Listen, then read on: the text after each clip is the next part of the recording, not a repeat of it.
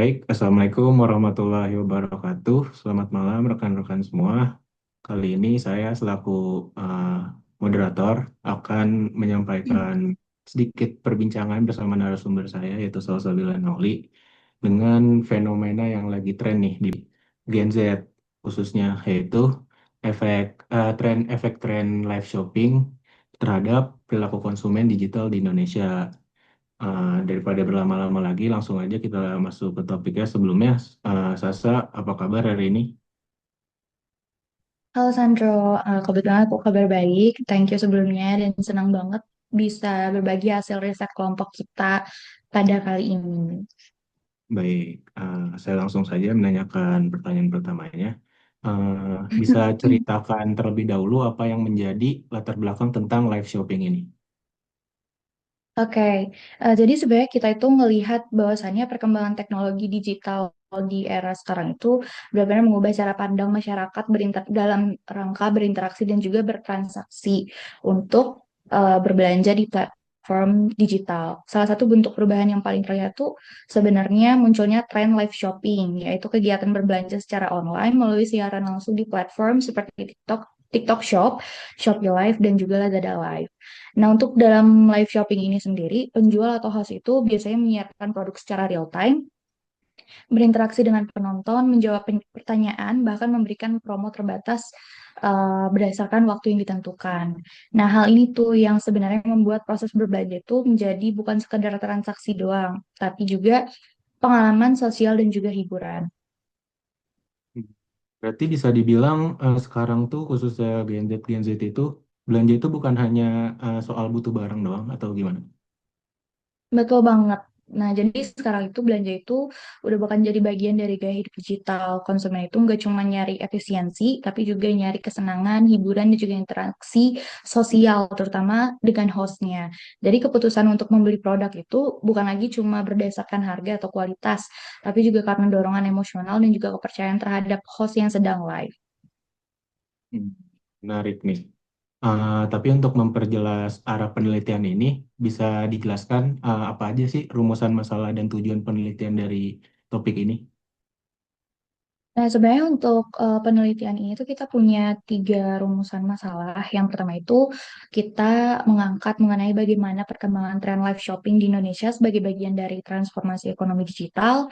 Kemudian faktor-faktor apa saja yang mempengaruhi perubahan perilaku konsumen digital akibat tren live shopping. Dan terakhir itu bagaimana interaktivitas serta strategi promosi dalam live shopping mempengaruhi keputusan pembelian dan implikasi sosial budaya masyarakat. Nah, untuk tujuannya itu sendiri, sebenarnya kita itu ingin menjelaskan mengenai karakteristik tren ini, menganalisis faktor psikologi, sosial, dan ekonomi yang mempengaruhi konsumen, serta memahami dampak sosial dan budaya dari kebiasaan belanja digital tersebut. Oh, berarti penelitian ini bukan hanya soal ekonomi ya, tapi juga pada sisi sosial budayanya. Iya, betul. Karena tren digital seperti ini tuh bukan cuma mengubah cara orang berbelanja, tapi juga cara orang berinteraksi dan menilai suatu produk dalam budaya digital. Oke, oke. Sekarang aku mau nanya, gimana sih metode penelitian yang eh, kita gunakan ini untuk menganalisis fenomena tren live shopping ini?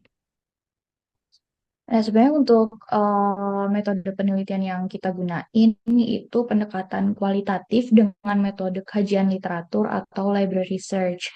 Jadi kita itu nggak cuma melakukan survei, kita itu melakukan mengumpulkan data-data yang ada di dalam jurnal yang sudah pernah dilakukan riset oleh para peneliti terdahulu, menganalisis, kemudian kita itu mencari data-data dan mengumpulkan penelitian terdahulu yang relevan dengan topik live shopping serta perilaku konsumen digital.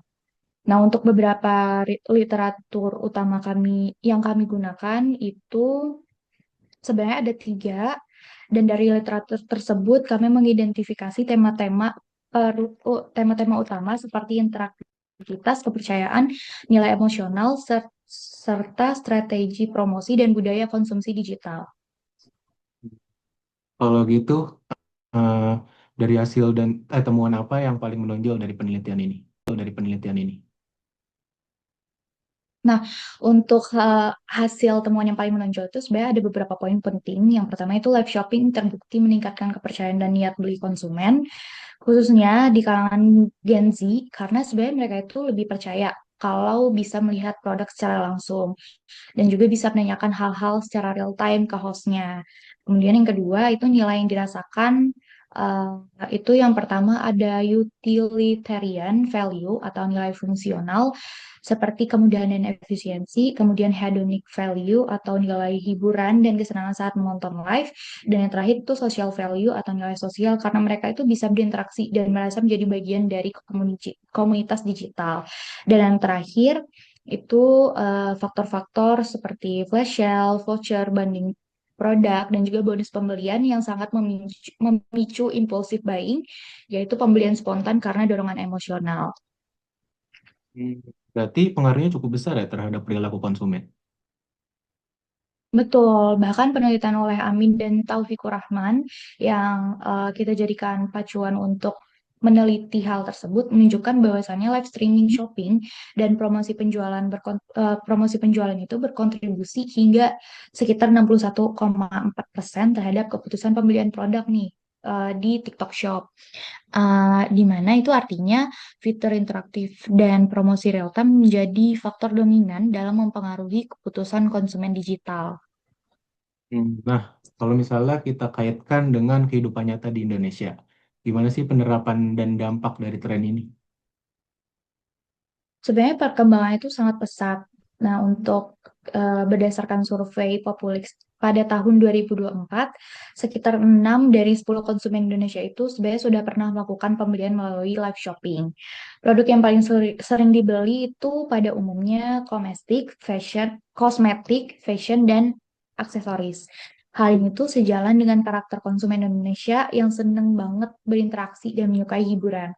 Selain itu, sistem komentar langsung, promo terbatas waktu, dan demonstrasi produk secara real time membuat konsumen merasa lebih yakin dan terlibat. Tapi di sisi lain tuh, fenomena ini juga mendorong perilaku konsumsi yang impulsif karena banyak orang yang tergoda membeli itu cuma karena takut ketinggalan promo atau karena suasana live yang seru dan meyakinkan. Jadi semacam fear of missing out ya atau FOMO gitu istilah gaulnya. Betul banget. Betul banget. FOMO, orang-orang nyebutnya FOMO atau fear of missing out yang jadi salah satu pemicu utama kenapa orang-orang cenderung membeli lebih cepat dalam sesi live shopping. Oke, kalau misalnya tadi kan dampak dari tren itu di Indonesia. Sekarang aku mau tahu dari segi sosial budayanya. Apa sih implikasi yang bisa kita lihat dari tren live shopping ini? Nah, sebenarnya untuk dari implikasi yang bisa kita lihat tuh ada dua sisi, positif dan negatif. Untuk positifnya, sebenarnya live shopping itu menciptakan komunitas digital baru di mana konsumen itu bisa merasa terhubung dan bisa berinteraksi langsung dengan penjual maupun penonton lain, yaitu ngebangun rasa trust dan loyalitas terhadap merek. Namun di sisi lain itu juga ada dampak negatifnya, di mana tren ini tuh memunculkan budaya konsumsi berbasis hiburan atau yang bisa disebut entertainment commerce, yang dimana belanja itu menjadi aktivitas rekreatif, bukan lagi kebutuhan. Nah, kalau nggak diimbangi sama literasi digital yang baik, hal ini tuh bisa memicu perilaku konsumtif yang berlebihan dan menurunkan kontrol diri dalam berbelanja. Hmm, Kayaknya menarik banget sih ini. Tapi pembahasannya sangat menarik dan lengkap. Mungkin sebagai penutup ada kesimpulan dari kamu? Nah, untuk kesimpulannya sendiri, sebenarnya trend live shopping itu udah membawa impact yang gede dalam perilaku konsumen digital di Indonesia, di mana belanja belanja itu menjadi aktivitas yang interaktif, emosional, dan membangun sosialisme, di mana keputusan pembelian banyak dipengaruhi oleh kepercayaan terhadap host, pengalaman real time, serta strategi promosi yang menarik. Mungkin segitu aja. Oke, bagus banget, Sabila Nauli. Eh, kita dapat banyak insight baru dari implikasi dari segi ekonomi, tren di Indonesia, maupun dari sosial budayanya. Untuk sesi talk show kali ini mungkin bisa aku tutup. Makasih banyak, Salsa. Terima Makasih kasih banget juga, juga, Andro. terima kasih juga Bunga selaku operator. talkshow ini akan saya tutup. Selamat malam semua. Assalamualaikum warahmatullahi wabarakatuh.